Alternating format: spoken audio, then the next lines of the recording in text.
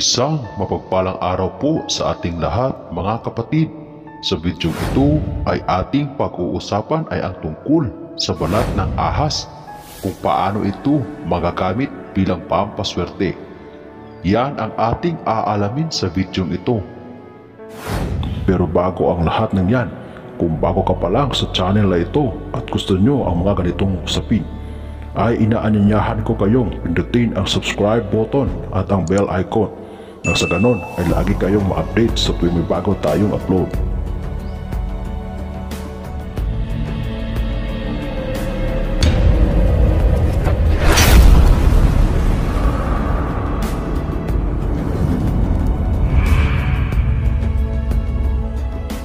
Kung isa ka sa mga may paniniwala sa mga pampaswerte o lucky charm, ang video ito ay para sa iyo.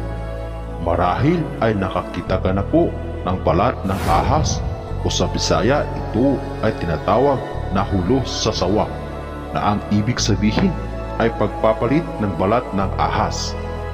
Sa iba ito ay ginagamit at inibabad sa langis at pinapahid o ihahaplos sa tiyan ng buntis para ito ay mabilis manganak nang walang kahirap-hirap na ilalabas ang sanggol. Sa iba naman ay pinapahid ito sa mga sugat para ito ay mabilis na maghilo, dahil pinaniniwalaan ng mga matatanda na ang ahas ay kayang pagalingin ang kanilang mga sugat ng mabilisan.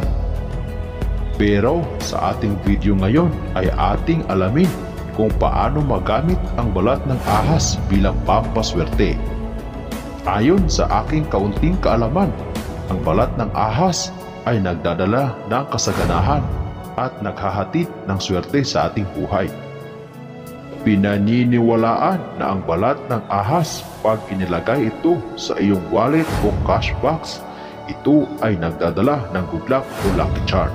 Kapag ikaw ay may tindahan at iyo itong inilagay sa iyong kaha ng pera, ito ay nag-aakit ng customers o mamimili, o ito ay nag-a-attract ng pera o money magnet. Ibig sabihin, ang balat ng ahas ay mabisang panghatak ng pera, lalo na po sa mga taong naniniwala rito.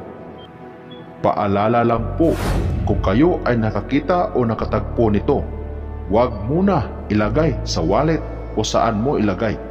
Ibilad mo na ito sa araw kahit sandali lang, nang sa gayon ito ay matuyo. At bago nyo po ito ilagay ay dapat mag-wish o humiling ka muna kung ano ang nais mong mangyari sa iyong buhay o negosyo. Pwede ito ilagay sa pulang tela, pulang pouch o saan nyo po gusto ilagay. Laking pagkatandaan na ang videong ito ay gabay lamang. Nasa inyo pa rin kung ito ay iyong paniniwalaan.